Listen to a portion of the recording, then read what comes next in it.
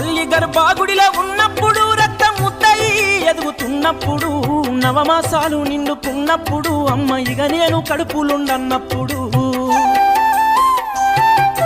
కత్తి మీద సాము చేసినట్టుగా కొండంత నొప్పులు అమ్మ తీసుకుంటూ జన్మనిచ్చి కొత్త లోకాన్ని చూపెట్టి సచ్చిన శవమోలే సొమ్మసిల్లునమ్మా.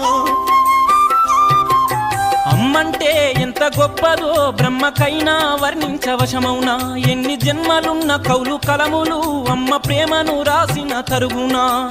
పొద్దు పొద్దున లేచి నీ నామములు తలిచి నిన్ను పూజించిన నీ రుణము తీరునా అమ్మా.